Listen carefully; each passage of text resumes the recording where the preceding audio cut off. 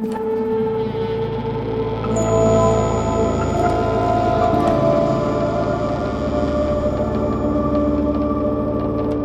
go ahead and get started. I let our Patreon supporters make our adventure hook and our twist, and they're the ones who chose lizard people as the predominant species on the planet and things like that. The adventure hook was someone in town that the three of you know wants to hire adventurers to escort them to a location that's said to have a lot of treasure, at least based on an old map that he's found.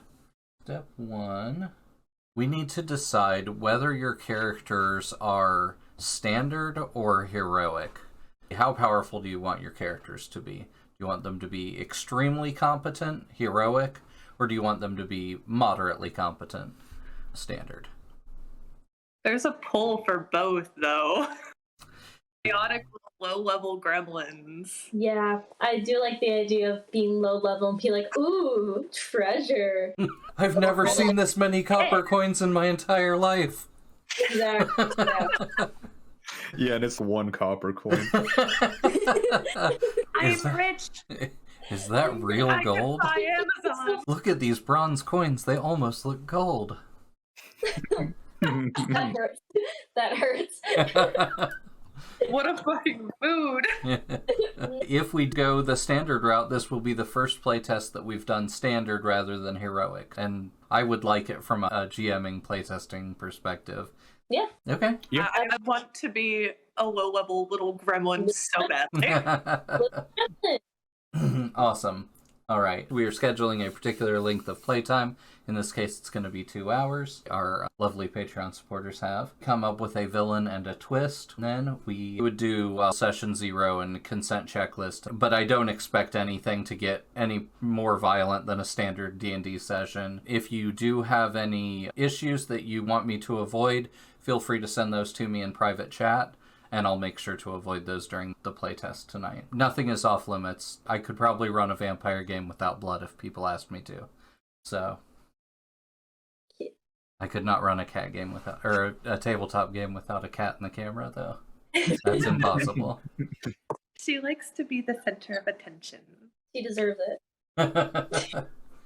All right, and then we jump right into the next section. The Lore Weaver has the players make characters, and then they can introduce them to one another. You guys already have some ideas about your particular type of lizard people that you are. So at this point, we can pop open those character sheets, and on page 3 of the rulebook is the very simple character creation stuff. Moves are simply verbs that you can use unlimitedly throughout the game. They should be relatively unique to your character. There's going to be some overlap. That kind of tells you how they interact with the world using those 3 terms.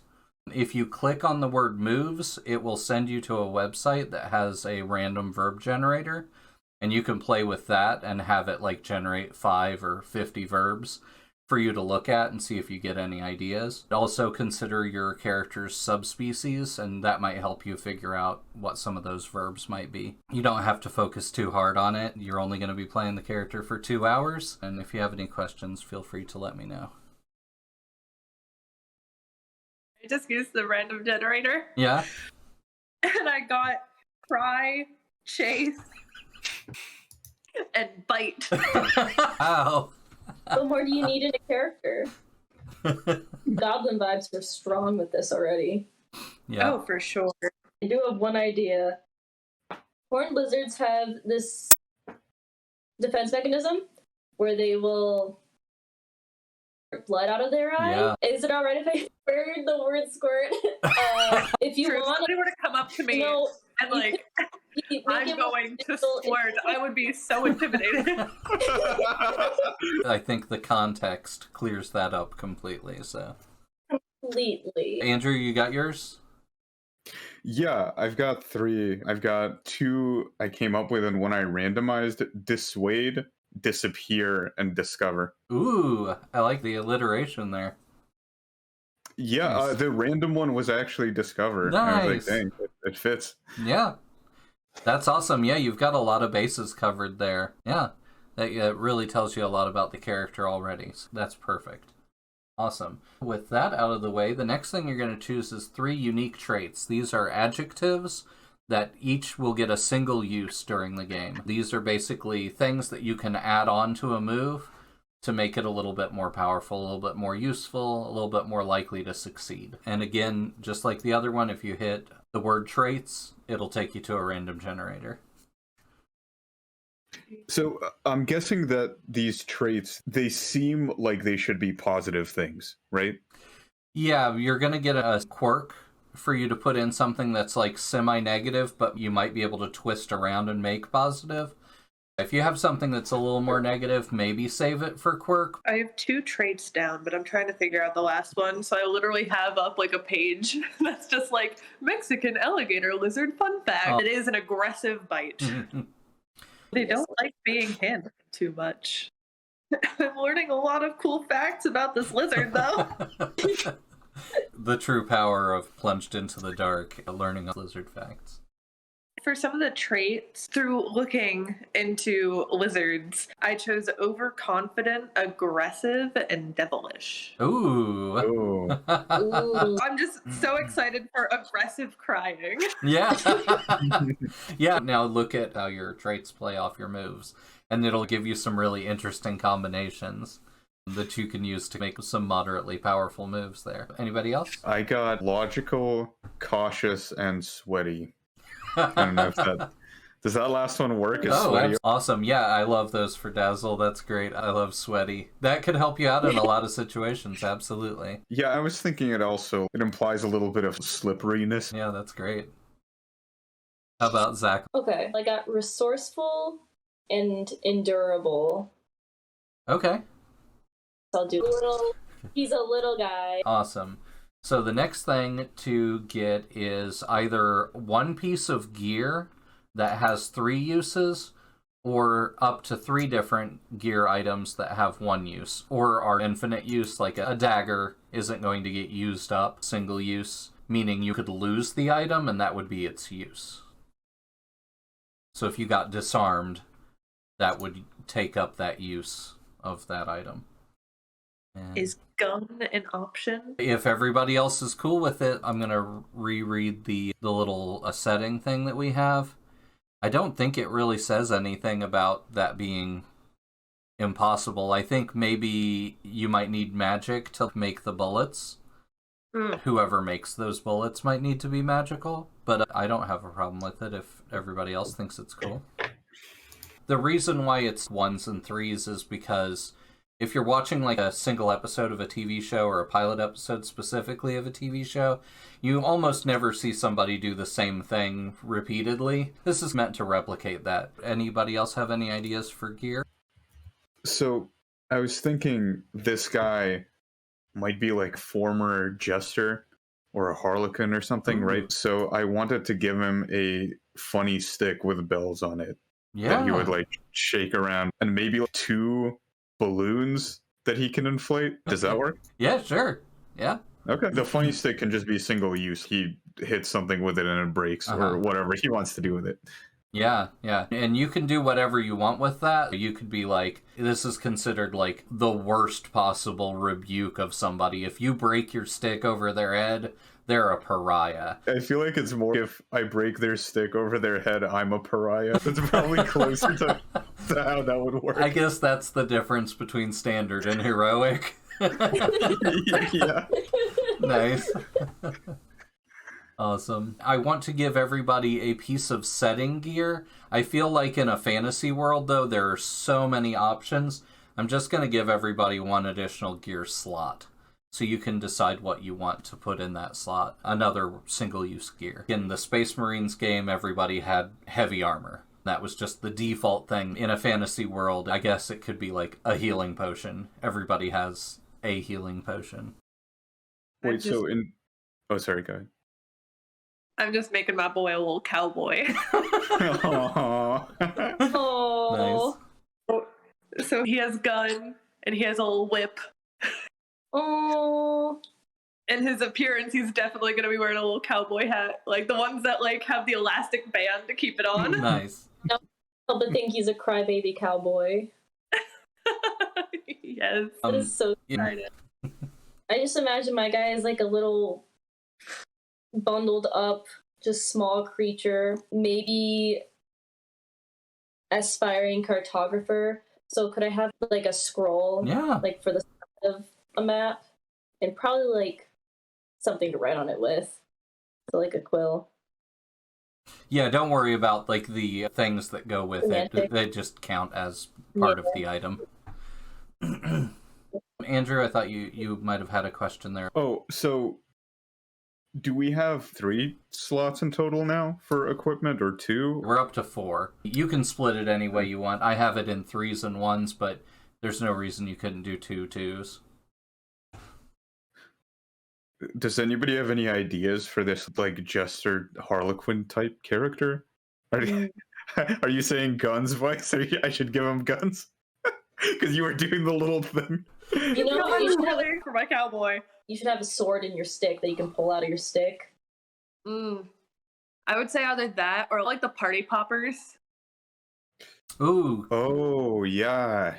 Yes. Yeah. See, I wanted to give him like one of those like flower things, but Skylie already took squirts. I can also be squirting. I will give him a party popper. I like party popper just because it's like quick. It's like boom. So next is your driving principle, and that is a short phrase, maxim, or motto that your character goes by. It could be something your character believes, or something they'll always do, or something they'll never do. A guiding principle you can use as a way to help you think of how to roleplay this character. Give them a little extra dimension. You've yeed your last haw. And lastly, an interesting quirk. This can be a weakness, debility, trauma, chronic disease, disorder, lingering injury, frailty, ineptitude, etc. It should be on the slightly negative side, but it should be something that you can reverse and turn into something positive in the right situation. That's an interesting one with the Mexican alligator lizard. They are prone to like bone rot. Oh. And I have a very interesting idea for that. Riddle. We have hit the 30-minute mark, so let's jump into the last thing is our shared details and secret details. Each player should come up with one shared detail about the game world and share it with the group. These shouldn't directly positively impact the player characters, i.e. Zach received his inheritance today before the adventure, but there's a whole list of ideas there. What were the names of the people that gave us this job? I did not come up with a name for that person. You guys can feel free to add that. But the 2 people you talk to, the one that believes in the treasure is Jasper Fay, and the one that doesn't is Lucia Browntree. So you can feel free to tell me something about them or the person who hired you. But if you tell me about the person that hired you, you'll probably have to give them a name. And this can just be anything about the world. Yeah, you could be like, 800 years ago, the world had a catastrophic flood. He's going to help us shape this game world and make it unique to us. How about there is a cryptid known in the area that we're going called the Butterfly King. Okay. That's cute. I like That's that. a good one. That's ominous. I like it. So maybe recently Harpies crash landed within one of the lizard folk cities, and there is a bit of tension within these 2 domains. And this is into your hometown? Yeah, Okay. that works. You want to name the hometown? The Dusty Crags. All right. Okay. Andrew? So I was thinking that there are like rodeos in this world, Okay. and due to often being used as rodeo clowns, jesters have a tense relationship with cowboys. Oh, interesting. That's you That really tried to test their cowboy thing big. Yeehaw, let's go. Okay. And then you said that we could come up with a secret to send to you? You sure can. Awesome! Each I player... already know it! Each player should pick one of the following secret details or choose one randomly with a 6-sided die. Multiple PCs can even answer the same question with a different answer. Provide your answer privately to the Lore Weaver. You guys are about to go adventuring to find a treasure. So the treasure, where is it located? Do we It's know? completely up to you guys. Thing that you guys don't generate, I'm going to fill in once we start playing. This is your chance to steer the game world in any direction you want it to go. Like the cryptid thing, that gives us an idea of where you want to see things go. The cowboy and jesters thing, that gives us an idea of the kind of drama you want to see in the world. This is going to be your last chance. From then on, everything's going to be action rolls. All right, you guys are going to seek out a treasure. Do you want to choose the method that you're going to go about it? Are you taking a wagon train there? Are you hoofing it on your own 2 to 4 feet? Basically, in what manner are you going about it, just in general terms? I personally think with the fact that we are all playing standard characters, I feel like it is very true to that to be traveling on foot. Yeah, I totally agree. Okay. I think also maybe the terrain doesn't permit anything else. I don't know. Maybe it's like a jungle or something. Yeah, thick, overgrown jungle. And that also helps explain why nobody else has gone and picked up this treasure. If it's so easy to get right off a main road, then somebody would have picked it up by now. All right. Okay, so I'm going to start. This is the engagement roll. This is going to tell us where we start. 1 die for sheer luck. Is the operation particularly bold or daring? I'm going to say because your characters are standard rather than heroic, and this might be, for some of you, your first major travel, I think that's pretty bold or daring for you guys, so that's going to actually add a die. Is the operation overly complex or contingent on many factors? There are some factors, but not that many, and it's definitely not too complicated to traipse through the woods in a particular direction, so that's not going to take away any of your dice, so you're still at 2. Does the plan's detail expose a vulnerability or hit the target where they're weakest? I don't think it really does. It's a treasure cache. They don't really have a weakness. And is the target particularly strong against the approach? No. So you guys are getting a pretty good roll here. You're getting a 2 die engagement roll. And that's going to tell us where we start. And that was almost the best possible roll. So you are going to be in a controlled position when the action starts. It's been a couple of days of travel. The person who hired you has brought along plenty of food. What kind of pack animal do you think he has? Because you guys are all lizards. It just seems weird that they'd be riding horses. Maybe some kind of beetle, like they've tamed down a beetle? Ooh, yeah. I like that. I like that. How about a rhinoceros beetle? Perfect. It's like this extremely tame rhinoceros beetle. You can't ride on him or anything, his shell's way too slick, but they've got him strapped full of food. And his wings tied down so he can't fly off. He's been a pretty good companion for you guys so far in your journey. When you arrive there, you are dismayed to find that the tunnel that you were told about is collapsed. There don't seem to be any threats. Everybody's in a relatively good mood. Unless you say otherwise. I do want to say Dazzle is not in a good mood, as he never is. So that's my one exception. Perfect jester, never in a good mood. I love it. That's great. I think to that knowledge, Ethic is probably going out of his way to try and make Dazzle at least crack somewhat of a smile. Just like coming up, if there are any like puffballs or anything on his jacket, just like squeezing him. Please stop that. It doesn't hurt to have a good old travel companion. Gotta brighten your spirits. Why don't you guys describe your characters and how you relate to each other size-wise so we get an idea of what this looks like? I think as the official smallest, Zakal could go first. About like the size, like a computer table, about the height of 2.5 feet, getting closer to 3, but not quite there yet. Having a growth spurt. And you're all bundled up. Bundled up. I did imagine like a scarf and big goggly glasses. Nice. That are sort of because of the side set eyes. But awesome. And just can't really see their hands in the big coat situation. But they seem very content. They seem like they would just sit with a cup of tea and just be chill with whatever's going on. Because they're enjoying this company right now. Really enjoying the nice conversation going on between their new traveling companions.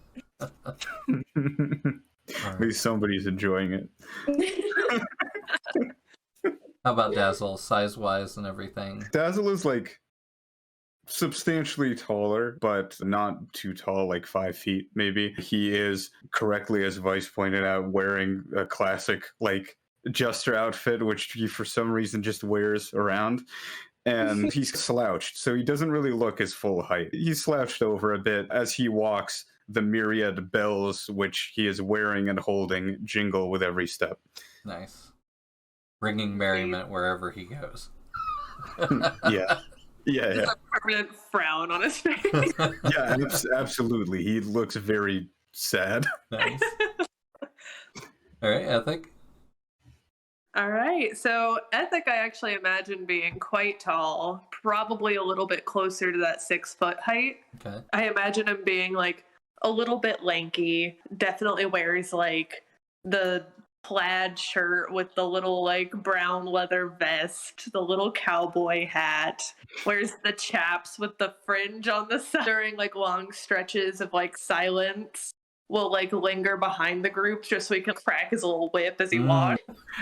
Keep everybody on their toes. Like, just very bubbly personality, just very much wants everybody to be having a good time. Very determined on that as well. The person who has brought you here, he is like he is black and red alligator-like face. He wears a monocle, and he's dressed in extremely fine clothing. He rides up on the horn of the beetle, but he doesn't really let anybody else touch his beetle. The beetle is tall enough that if Dazzle and Ethic stood on opposite sides of it, they probably couldn't see each other. It's come to rest. It's just there digging in the dirt and settling its body in. We need to give him a name. Klaus. Klaus is just tending to the beetle at this point, and he's like, all right, it's your time to shine. And he just goes around and he's checking ropes and making sure everything, all the hatches are battened down and that his prize beetle isn't going to go flying away or anything, and just leaves you all to it. There's in there if you want to see the map again. Here it is, but get to work. All right. I think we should give up. Oh, we've made it this far. The tunnels collapse. What are we supposed to do? Let's just go back. Ethic is gonna go ahead and just stretches, cracks his knuckles, and goes, now this here is what I do best. And is gonna go ahead and just like, considering the bone rot, is just gonna like dislocate bones to squeeze in between the cracks. I love the phrase considering the bone rot. No, I was not considering that at the time. Thank you. Okay, that sounds like our first action roll of the day. Okay. We're going to start at standard, which is 0 dice. To that, if you have an appropriate move, you can add 1 die. Do you have a move that's appropriate to this situation? You can always alter what you're doing, what your character's doing physically to make a move work. I don't think biting would help. Maybe crying could slick the rocks so I could move. Okay. So as like dislocating his limbs is just sobbing. It hurts, yeah. Hurts. And slips in between to wet the rocks. Love it. Okay, so that gives you 1 die for move. How about an appropriate trait? Now, if you spend a trait, you will lose it. It's up to you. But trying to max out your dice can be important for getting through an obstacle. With the air that Ethic holds on himself, he's going to be using the overconfident trait. Okay, awesome. Okay, that gives you 2 dice. It maxes out at 3 dice. So I think maybe you could potentially get an assist from someone else, or reverse your quirk to get an extra die, or take a devil's bargain to get an extra die. So technically, I think that would that consider, because my quirk is the bone rot. Yeah. Would that be reversing the quirk? So what you're going to have to do is when you reverse that quirk, you are going to leverage a trait, and it doesn't have to be an appropriate trait. It can just be any trait. If your roll fails, you will lose that trait. You are up to a 3 dice action. Okay, let's fucking go. All right, let's see how that turned out. That is a 5. That's a partial success. So what that means is you get most of what you intended, but you get some consequences too. And I think the consequences are going to be that you have successfully made a path through the rubble that only a person with your particular conditions could squeeze through. Possibly Zakal could get in there too, but Dazzle is not going to be able to get through there. So you're in. You have bypassed the obstacle, but you have left your allies behind. Ethic is just gonna hold his face against the opening on the inside, and just, I do apologize. I could try more for you. That might help you get through. You notice the rocks are a little bit easier to move from the inside. It's a lot of smaller rocks. It's gonna be slow going, but luckily you are the biggest of the 3 of you. Oh wait, I think I found another way. And it's just gonna start pulling down the rocks on the inside. Okay. What? I want to throw out another potential option, and that is flashbacks. So flashbacks are something that you can do at any time.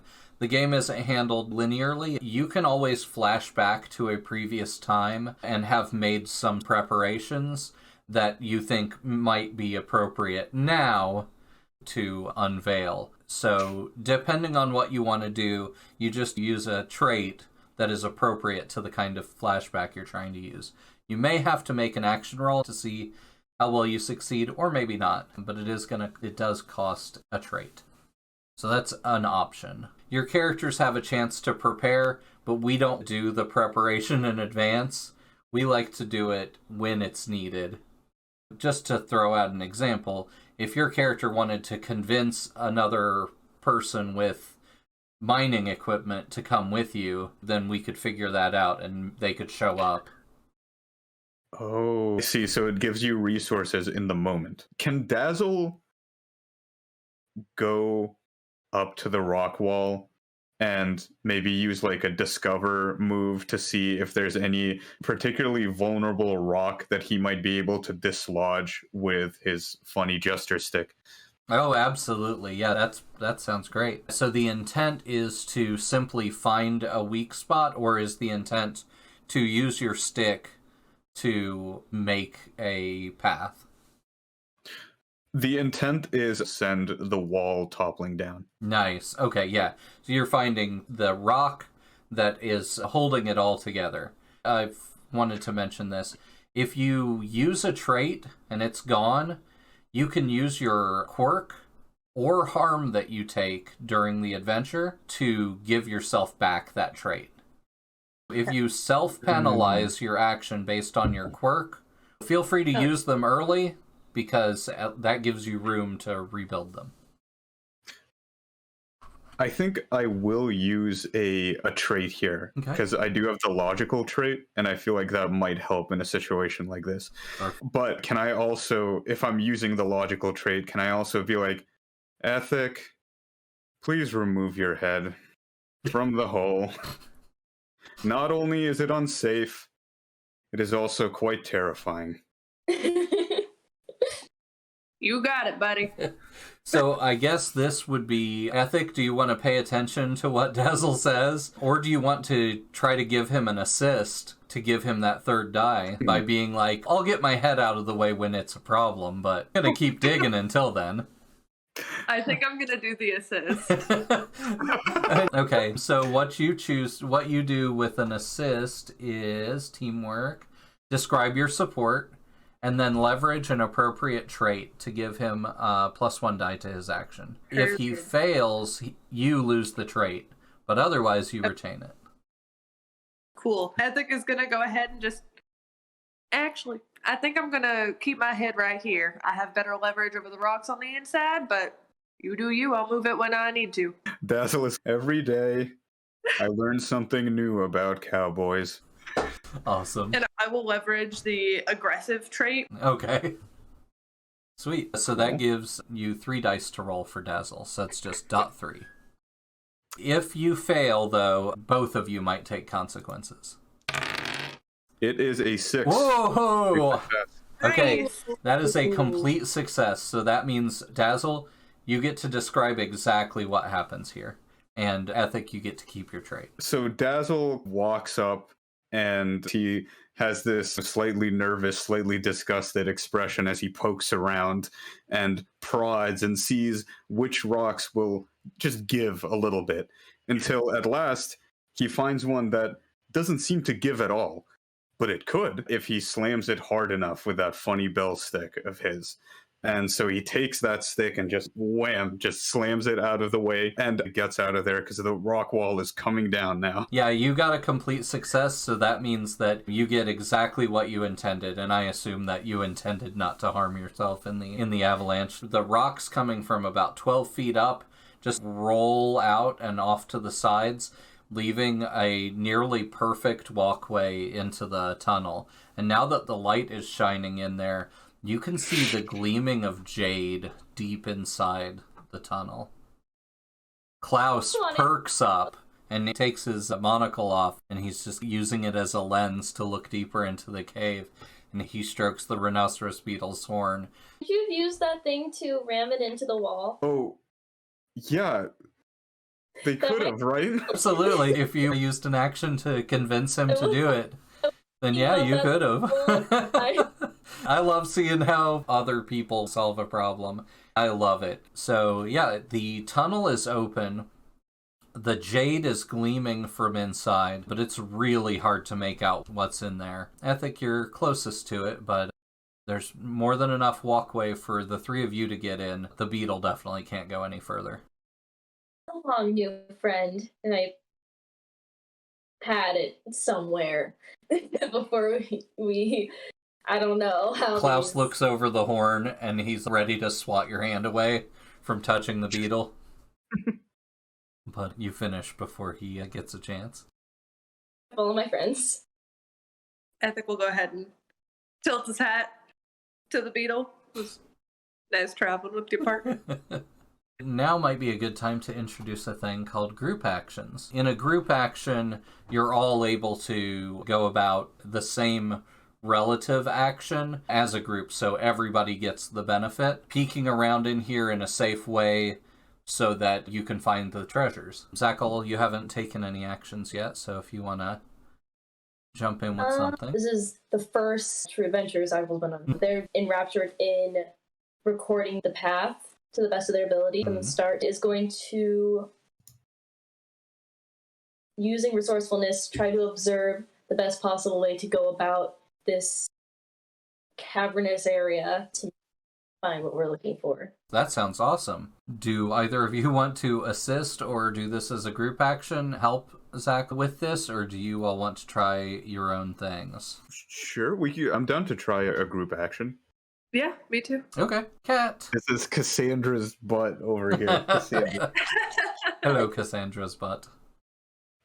And Cassandra's face! Hi, Cassandra! For a group action, the leader describes the action and the intention, and then you leverage an appropriate trait. Everybody gets to roll, and only the highest result is used for the entire group. If any player character fails, you do lose that trait. Only Zackle is using a trait here? Yep. Now, you guys can use traits for your action rolls as well, but only Zackle has to. And then it'll just be a single die roll for each of us? It'll be based on what move you want to use. It's a normal action roll for everybody. I'm seeing this area as like relatively open with just these jade items around, an open expanse of area that you have to search. Just so we're all on the same page with that. You're inside of a temple, and as you get closer in, that the jade statues are actually of a subspecies of lizard people that you have never come into contact with in the past. And they are statues. They're about 4 feet tall, so a little shorter than Dazzle and Ethic and a little taller than Zackle. And they seem to just be going about as if they were doing normal temple tasks, but they're just frozen there in time and made completely of jade. There are about a dozen of them. We found reptilian compound. Zackle, you want to lead, and you're going to lead with what trait? Personal trait, and I'm also going to use my plan move. That'll give you 2 dice. Okay. And then everybody else can decide what they want to roll to assist with the mapping of the temple. I think this might just be 1 dice for me. What move are you using? I guess discover? You could roll a 0 dice action if you don't have a move or a trait that you can use. That's roll 2 dice, take the lower of the 2. Is that just period 0? Yep. That is a fail. Okay. Ethic is trying to help, but they're getting in the way and making whipping noises that are just vibrating through this entire temp, and it's really demoralizing for Zackle, and so you lose your trait. But the highest roll was a complete success, so you are completely successful in mapping it out. We're going to treat that as a gather information. What did you learn from mapping it out? You get great information, and you can even ask follow-up questions. So, we're doing this research, mapping out this area, and trying to figure out the best course of actions through my planning. I figure out where it would be best to continue on from here. Yeah, like where the treasure is? Yeah, maybe through the direction that those in the temple are heading, based off of where they're frozen, Nice. heading out or in, and where they're heading in. Or maybe looking for particular figures that look like they might be of more importance and would be heading towards a place that might have treasure. Awesome. Yeah, I love that. So yeah, you notice that even though they'll be like putting a pot on a certain pillar or something, when you like follow their eyes, they're all looking toward the altar. So their bodies might be twisted away, but their eyes are always looking at the altar. You get the feeling that is definitely the place that seems to be central to them. And you notice that there are a series of buttons stone buttons that are along the inlay on the edge of the altar. We might be in the presence of a puzzle. And then I point everything out. I think it's just going to crouch down to Zeckle's height and just... Now, here's a slight issue. I'm not very good at puzzles. I'm very good at shooting things and crying a lot, but solving, not my strong suit, if I'm being honest. Oh, it's all right. We can figure it out. It's only 4 buttons, and it seems, based on the engraving on the top of the altar, it's looking for a 6-button combination. So it would be hard to guess, but there might be some clues around. Or you could just try to brute force it and see what works. It's completely up to you guys. Can I make a suggestion? I think we should give up. Let's go home. I don't understand why you want to give up so bad. We're never going to solve this puzzle. I don't know what you want us to do. Are you good at puzzles, Zackle? Because I'm not, and I don't think he is. I could use the plan move again if it would take that to figure this stuff out. Do you have a trait that you can use? Or a quirk that you can reverse that might help? You could get an assist from another character. And there's also Devil's Bargain gives you +1 die to your action. It will definitely have a consequence attached. But you'll know the consequence ahead of time, so you can say yes or no before you get that extra die. Ethic, do you think that maybe you could cry on this shrine and clear off some of the dust so I can see better? Ethic is going to do the little, like, kick step over the fucking cowboy hat and go, oh, I was made for this. And then just leans over and just starts crying. Awesome. Absolutely leaking. Nice. What trait do you want to leverage for that? Could I leverage devilish in this instance? Can you think of a way to work it in? Dazzle would handle this like, Ethic, please stop that. That is so annoying. I hate cowboys. Hearing I hate cowboys would make Ethic cry. Just turns on the waterworks. Okay. Devilish successfully applied. Cowboy. Alright, that gives Zach 3 dice then. Wonderful. The more I make jokes about crying, the more like I'm laughing so hard that I'm nearly crying. Awesome. 3-5. That is a partial success. So you get what you wanted, but is a consequence. I think over the course of this, the tears help clean off the altar for you, and you can see where there's indentations on some of the buttons that they've been pressed more than others. So it's able to give you a little bit of an idea of what to do. However, you put in the wrong code several times, and it takes a while before you notice there's a creaking noise behind you whenever you unsuccessfully enter a code. By the time you have finally figured it out by process of elimination, you hear 2 metal objects slam down behind, and when you spin around, you find that 2 of the jade statues that were carrying spears have fully come back to life and are now stomping toward you and the altar as you hurriedly put in the final code, and the top of the altar springs back and hits the floor, and you see a staircase that leads downward.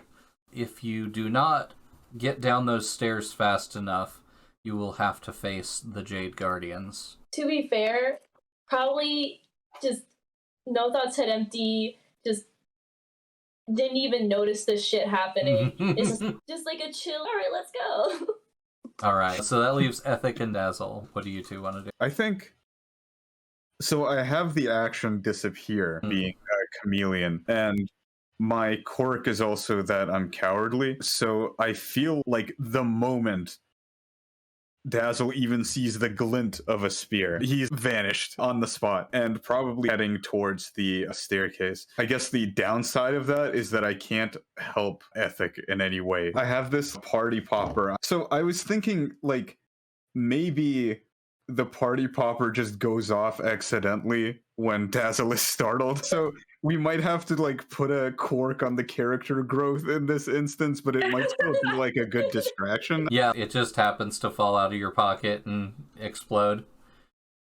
Yeah. Okay. In that case, we'll just spend its use, and I'll make a fortune roll to see how well it goes. Okay. All right. I'm going to say, and that's its only use. Oh. It's gone. I'm going to say on a bad result, it is going to negatively impact possibly both Dazzle and Ethic. Okay.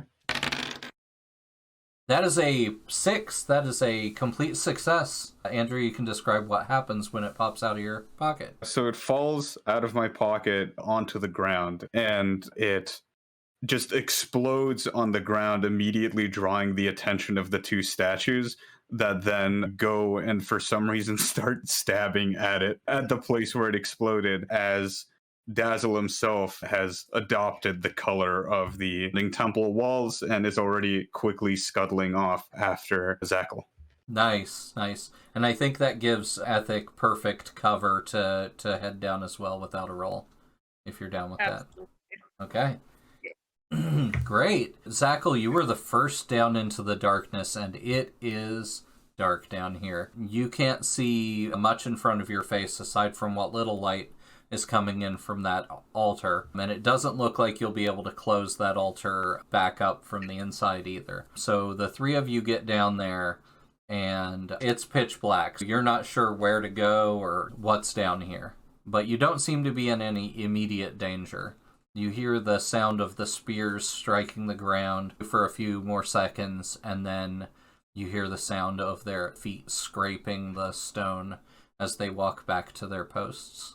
Ethic is going to extend a hand over to Dazzle.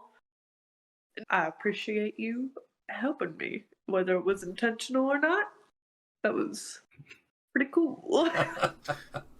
It was not. Dazzle raises his arm and gives you like the limpest handshake you have ever had. Like this arm feels more than dead somehow. But it is coated with a little jester glove. So you're both wearing gloves. Dazzle does dislike cowboys slightly less now, just a little bit. Tiny bit of character growth. As a treat. Just slightly loosen that cord. All right. Yeah, the darkness down here is very creepy, and you're really not sure what you're surrounded by or how close you are to the treasure. Does anyone have a lantern? That would be very convenient right now. Have a gun. You do have magic bullets, so maybe there's something you could do with the magic in one of those bullets. Would I be able to, like, take apart one of the bullets to pour out magic powder? If maybe spreading it on the ground will illuminate anything. Okay. Yeah, what do you want to use for that? I think that using up part of your ammo definitely has a chance of succeeding there. I'm going to go ahead and bite the open. Nice. Because it probably would not be easy to pull it apart with your hands. Yeah. Let's see. How low are you on traits? I have one trait, but I don't think it would be very fitting for this. The other options are reverse your quirk, accept a devil's bargain, receive an assist. If anybody would like to assist, that'd be cool.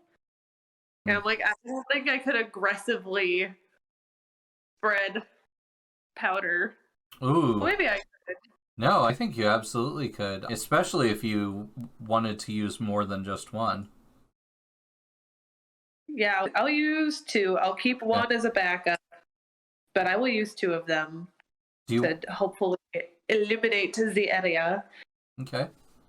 All right. Do you want to take a devil's bargain for an extra die? They're not as bad as they sound. You said I get to hear the consequence first and then make the choice? Yep. And if you don't like mine, we can ask around and other people can come up with one. So you're already going to be losing an item. You're going to be using 2 ammo. So I think you get the 2 out there and they seem to want to fluoresce, but there's just not enough magic in those 2 bullets. You're going to have to use that last bullet. That's fair. Okay. I'll use all 3. And that'll give you a 3 die roll then.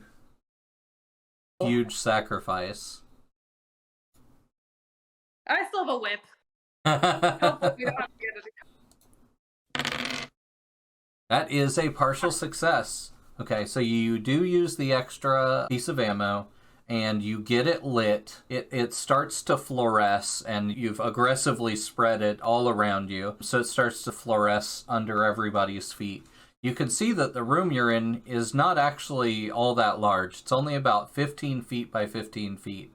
And there are shelves all over all 4 of the walls that you've come down into this room. For the partial success, I'm going to say we're going to start a clock that the altar lid is on a mechanism where it's slowly starting to reset.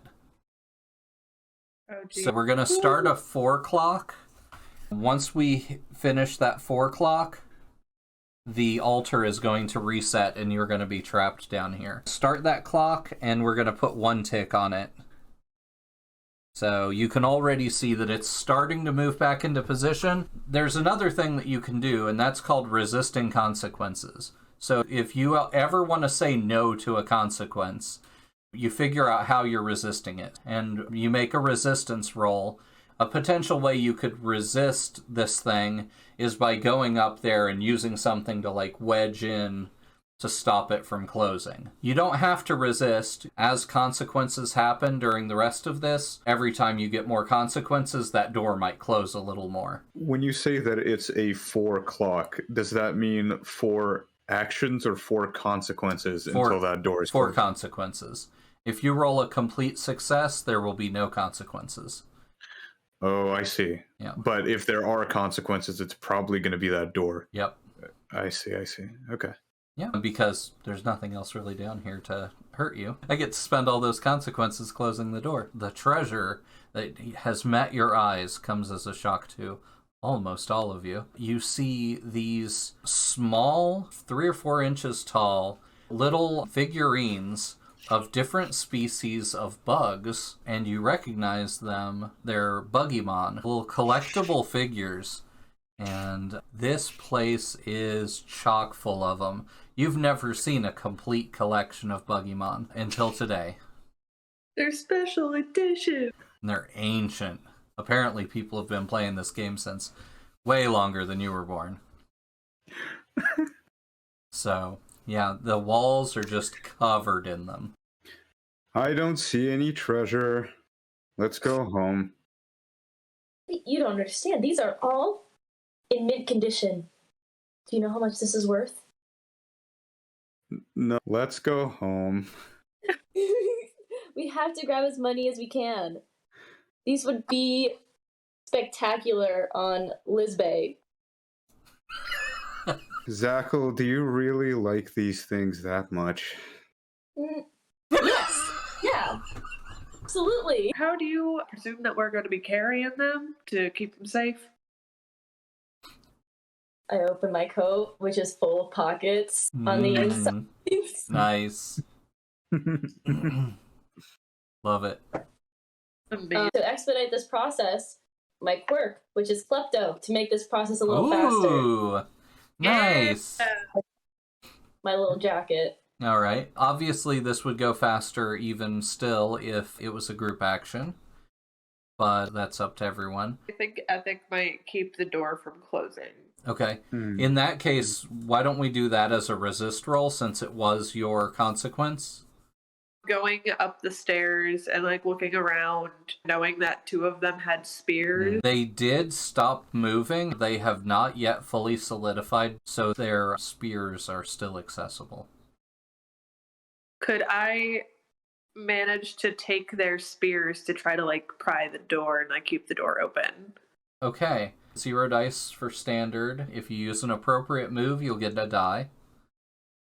You could whip and grab the spear with your whip. Yeah. Do you have a move? I guess I could whip one of them.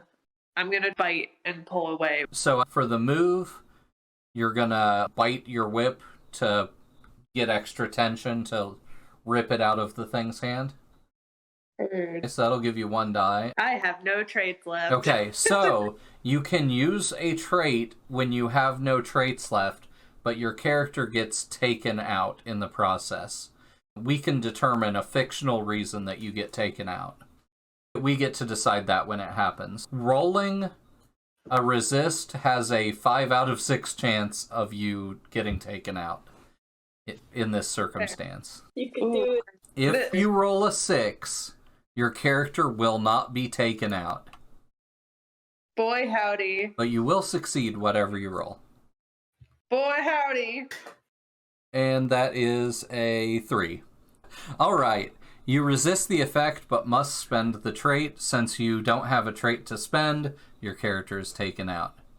Alright, so you get to describe what happens. However you did it, you managed to stop the door. In that case, Ethic, looking at Zackle trying to like shove these like little figurines in all the pockets, just kind of looks at the 2 of them and goes, somebody's got to go stop that door. I'll do my best for you. And it's going to march up the stairs. It's going to go ahead and whip, and it like wraps around the spear, and he pulls and he bites and he pulls harder, and the spear flies out and jams itself into the door to keep it open. But through pulling it, it pulled the Jade Guard to come and grapple them. Aww. Yeah, it crashes into you and you go unconscious. Little light was in the room, except for the magic. Gets snuffed out as something has just collapsed over the opening. But as the dust clears, you can still see there's a shaft of light coming down, and Ethic is there balled up underneath a jade statue, and they're not moving. Get it, partners? What's going on? I just imagine Zackle's looking at these figures like, they haven't even been cracked out of their amber. I'm so sorry, Ethic. No need to apologize. He wants to be a cowboy so bad. If this is what he's got to do to prove himself, that's what he's got to do. The ruinest, the tunest, and he was the kindest. Ethic, do you think you gave anybody hints about why you were really here? Do you think they have any idea? Sure that they would have heard through, specifically when Ethic snapped at Dazzle and just started sobbing. I'm like, I just want to be a real cowboy. We do a flashback to that moment, and you realize that in this moment, Ethic is a real cowboy. Oh. Amazing. The only person who's able to appreciate that right now is probably Dazzle. And that, Oh my god. Dazzle, maybe we aren't so different. No, we are actually. Yeah. I would never have done that. That's one good thing about cowboys. Oh. I would like to state that during the profuse sobbing over the buttons, you probably would have heard, on top of I just want to be a real cowboy, Ethic aggressively crying about having been a jester before. Oh, really? Yeah. My God. as the jade statue crushes Ethic, you see an item roll out of their pockets that solidifies that. It makes it 100%. Like those like pens that have the little like ribbon and like little like felt balls and everything coming off of that. If you pick it up, it like makes a really sad battery dying jingle, like the topper of the pen. I think we are possibly within an action or two of you guys completing this adventure without me having to roll a debrief roll, so that could be interesting. This would be the first time. After collecting all this stuff, Zach was like, oh man. And then turns around, oh, what happened? Oh no! Meanwhile, as you turn around, Ethic knocked out at the top of the stairs, and Dazzle is just holding a little trinket with both hands as a single tear comes down his face. He's learned Ethic's special move, cry. He inherited it. Yeah. Like that time in Danganronpa where like the guy and his friend died, and then he became his friend and himself at the same time. Oh, yeah, exactly. Yeah. Yes. Oh no. Oh. Ethic. He made a sacrifice so that we could escape. We should not take this for granted. But then again, we should have probably just left. No use dwelling on the past. We should probably get going. That's surprisingly cold for you, Zackle. Is there any way to revive him? So when you get up to the top, you could take an action to find out if Ethic is resuscitatable. If I get hurt, maimed, or dead by trying to do this, I want you to take the amber crystal Buggymon back into town and give it to my family to relieve me of my gambling debt so that it may not be pushed upon them. And I'm going to use my endurable trait and try to push the jade statue off of Ethic. Do you have an appropriate move as well? Improve. I'm going to improve Ethic's situation. All right. Awesome. So that's 2 dice. How could I reverse my klepto crate? You could leave some of them behind. Oh, my little klepto heart. I could try and... Can I somehow help with this? Because I do have dissuade. So can I, like, help dissuade her from taking all of them and increase the chances? That's Yeah, good. I like that. Convince me. Zackle, listen. I know these are... What are they again? Pokemon. Don't really give a damn about them, but I really need the money, man. I know that these are important and expensive, but not all of them look that good. I'm not gonna lie. Some of these don't look like they'll sell for a lot or at all. I would give you maybe at most 0 money for all of them. So, would you be willing to maybe, just so we can get out of here, get past this door, get this thing off of our friend, let's just leave a few of the bad ones behind. Look at this one. This looks like some kind of a worm. Frankly, I don't like it. Do you think Zackle was made by Dazzle? I suppose I could leave a few that have cracked amber behind. And I take out, like, a few, but enough for it to work as an assist. Okay. So that'll give you 3 dice, but it is not a complete set now. And so it will not do what you needed it to do for your secret. I'll roll the 3. Okay. Wow, that's huge. Okay. And that is a fail. All right. What? Yep. 3, 2, 1. Lost everything, and I'm not even gonna save it. Okay. So that means, Zach, you try your hardest. You drop several of the cracked ones, and then you drop one rhino, and you're like, okay, I'm going to have to go back for that. So you are pushing and pulling on Ethic, and you can feel that because of their bone disorder, they're still alive. They just look like they're not alive because they're so crushed. But they're probably actually alive. But when you let go, you lose your balance, and you go stumbling back down the stairs. You and Dazzle both go rolling down the stairs, and you both take moderate harm. Zackle, you get a concussion, and Dazzle, you get a twisted ankle. Okay. And the Jade statue and Ethic both crumble and roll down the stairs toward you, luckily coming to a stop before they crush you. And then you hear the sound of the mechanism start back up as the spear drops off to the side. However, I'm not going to add any ticks to the clock because that was enough consequences. Are there any of those consequences that you want to resist? Can I leverage my little trait? Yeah, I think you can leverage yourself up between the two of them at the top of the stairs to where you're, like, stuck under them, but you're not gonna get hurt any further. But not trying. You can make a roll for that. Just one? The trait definitely works for one, and if you have a move that works... Well, if I'm not gonna get that Ranazard, we can reverse Klepto? Yeah, sure. So that'll give you 2 dice. Okay. Alright, you resist the effect, but spend the trait. So now you have no traits left? If anything forces you to spend a trait now, you will also be taken out.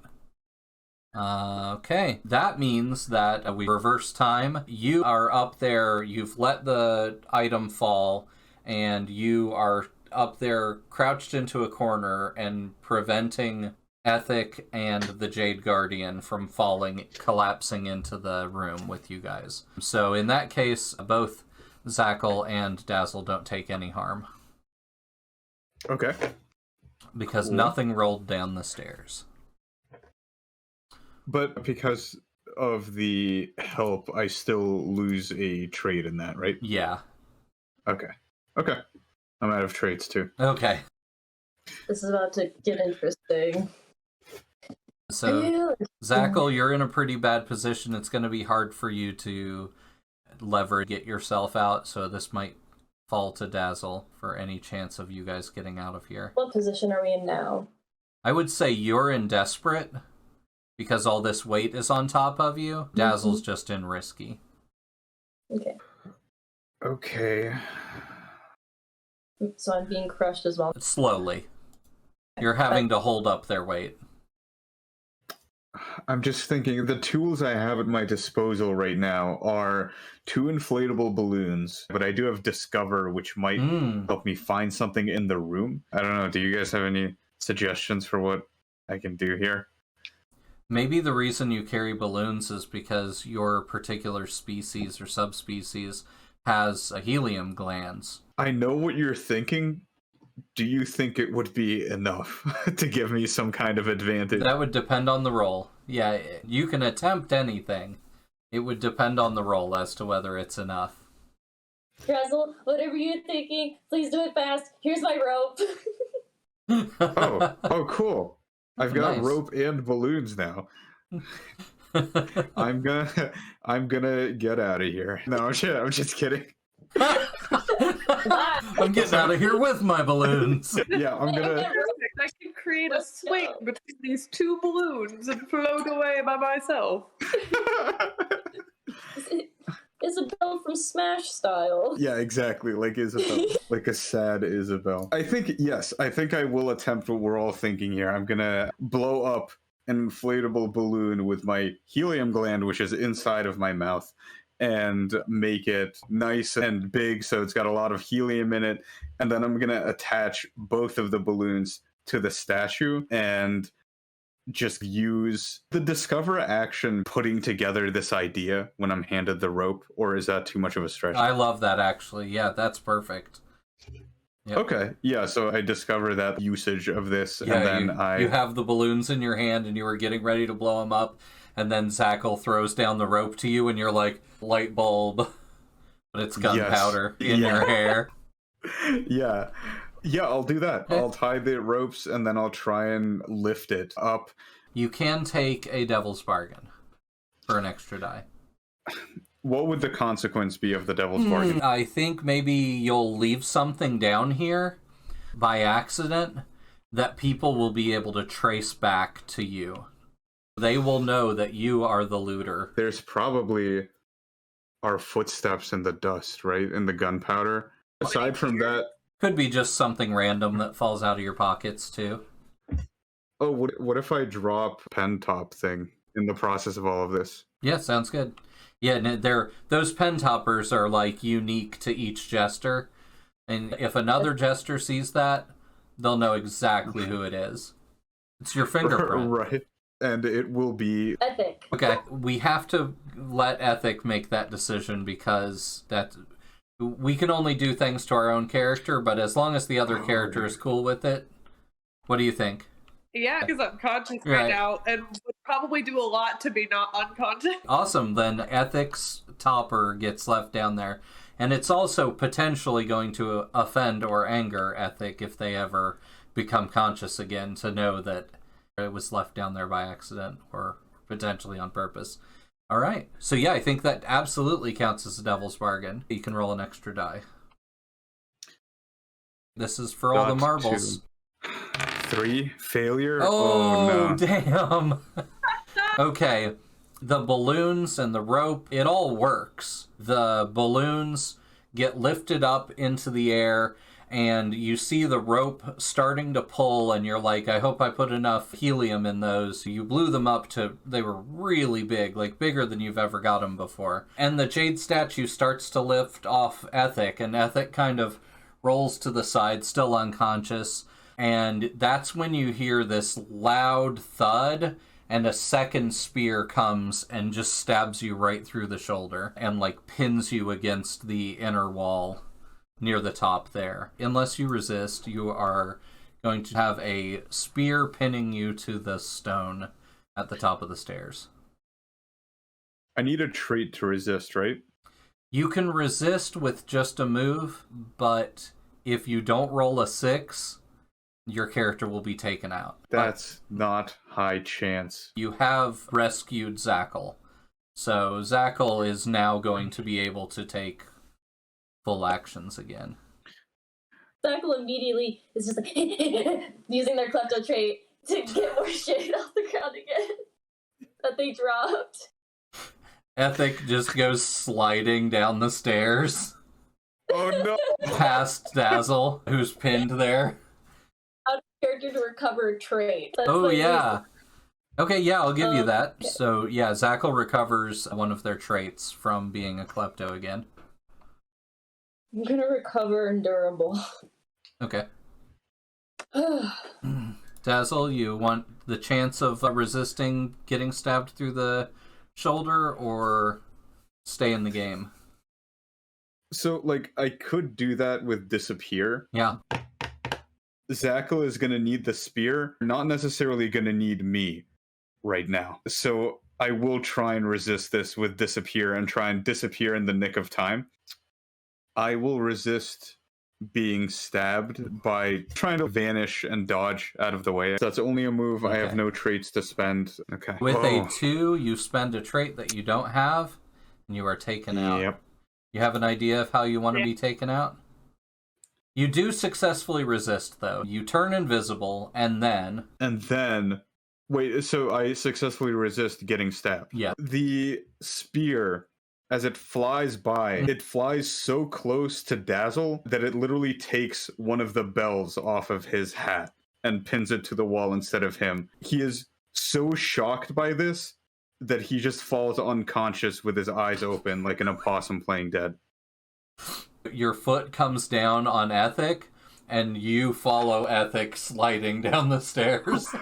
That leaves Zackle, and it is 9:59, so I think it is time to find out what happens with a debrief roll. Unless Zackle wants to try to take one last action. So what am I looking at here after I've collected all my stuff and all my shiny? You look up, both Dazzle and Ethic are at the bottom of the stairs, both unconscious. You have your pockets full, and you can see that one of the jade statues has been successfully ballooned away.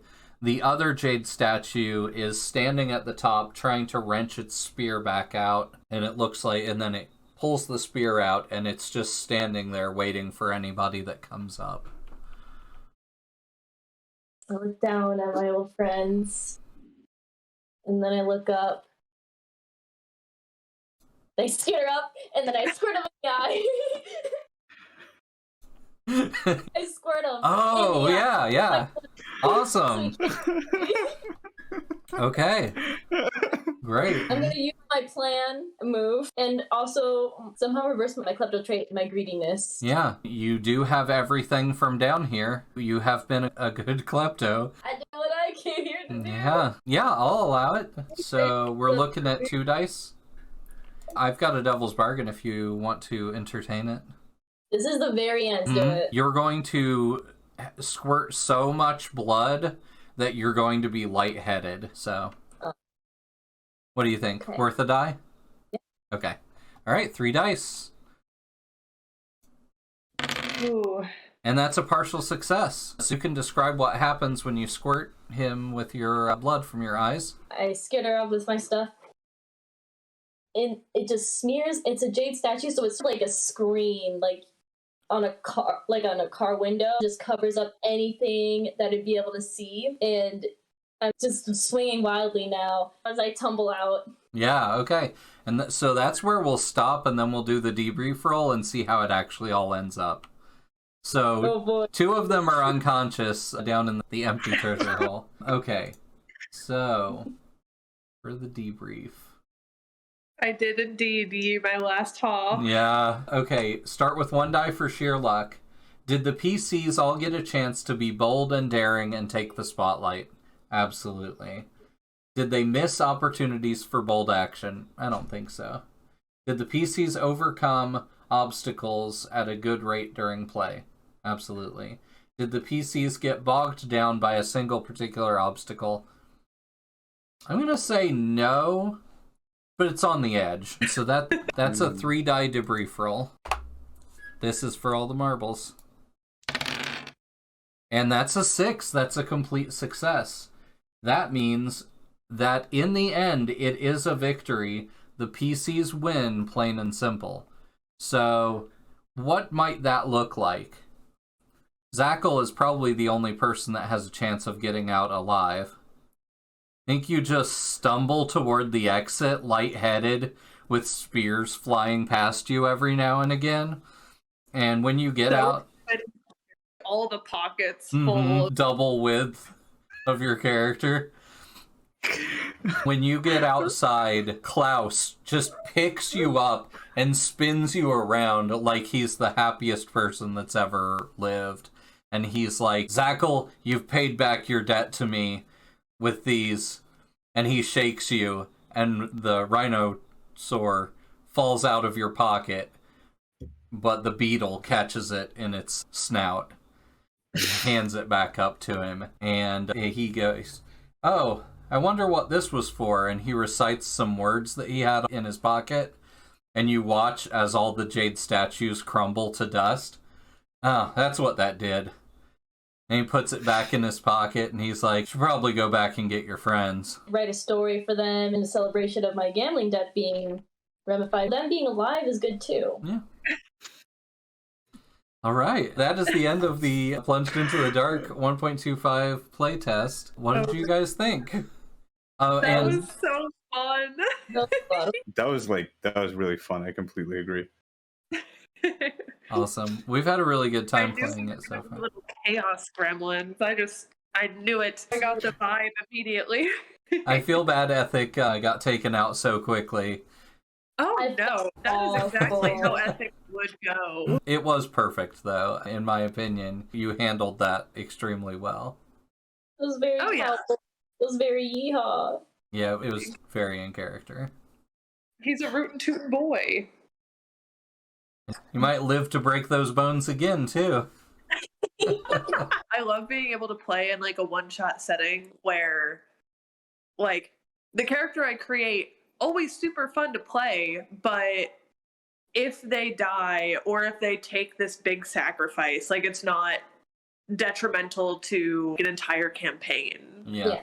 And it doesn't hurt your feelings that much. Exactly, which makes one-shots really fun, and on top of that, I get to see how other people react to that happening, which is equally entertaining to me.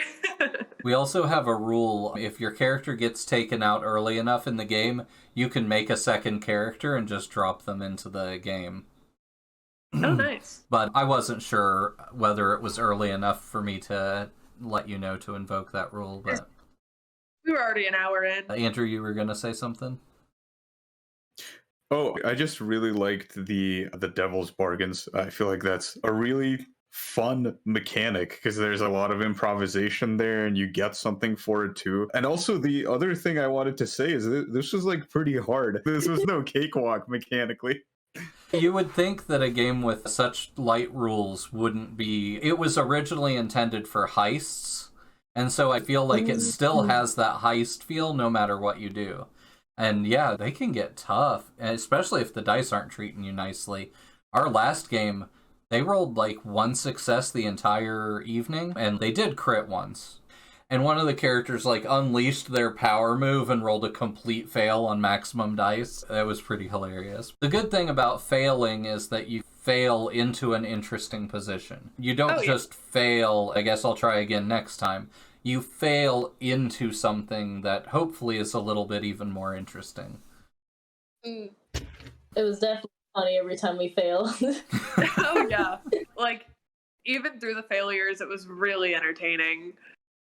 And overall, I had a lot of fun with it. Y'all's characters were also super entertaining. Short game. We were still able to have a backstory with our characters. I want to share what Ethic's secret was that if Ethic succeeded in this job and finding the treasure, he would become an official cowboy. Yeah. But if he fails, he would lose any future opportunity of becoming a cowboy and would be stuck being a jester. I guess this is technically a success in a way. Yeah. Right? So, yeah, it's a complete success, right? Yeah. Yeah. Sweet. There's some interesting options for the debrief roll. On a 1, everyone is captured, imprisoned, or facing impossible odds of escape. And the game is made to be all played in one short segment, but I'm working an expansion for it that lets you turn your one-shot into a mini-series. So you can take these one-shot characters and then make an 8-episode arc where maybe your character learns that being a cowboy isn't as important as what kind of cowboy you become. You take your personal motto and you do something with it. You extend it and try to have that happen over an arc. That's what I'm working on now. I also think like Klepto for Zachel's quirk was such like a predict because Wait, can I share like absolutely. a secret? Yeah, please do. So I'm the one that suggested. I think the way I put it was the treasure is a bunch of like rare stone Funko Pops, and that. So I was like, oh my god, like how did she know? It's amazing how everybody's ideas can work together and create this really interesting world. I had nothing planned in advance. I actually did have villains. It was supposed to be an evil wizard and a fighter who had lost his way that the Patreon supporters came up with. And we were just having so much fun going down our own rabbit hole, I didn't even get a chance to introduce them. But I don't feel like we lost anything because of that. We got to tell a really tight story that was the story you guys wanted to see based on the secrets that you created. So. I feel like the wizard and the fighter were just like in a Doom-style monster closet somewhere, and it just like never opened. We never triggered it to open. They're hearing all the sounds of battle, and they're like, maybe we're not going to have to do anything. Our Jade minions are just taking care of this. They're kicking ass. And they're just like, well, we'll hang back and give each other back massages. And it's just like listening, and then they're like, my feet are wet. Looking down, just seeing this puddle of tears. Is that tears? Wait, there's blood in that. And there's blood, and they come out, and all their jade statues are Cheeto dust, and it's just... Yeah.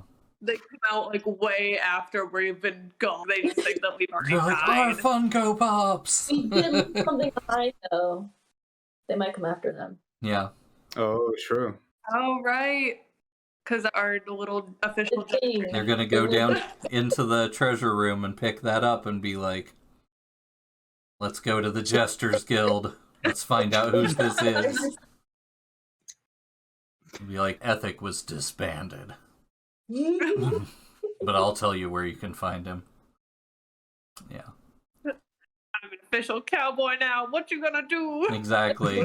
Thank you all so much for playing. I really enjoyed it. If any of you are ever interested in playing with us again, we are going to be doing a whole bunch of new games in 2023, and I'd love to have any or all of you back with us. It was really awesome getting to meet all three of you tonight for the first time. Thank you, and have a great night. All right, thank you. Great night, everybody.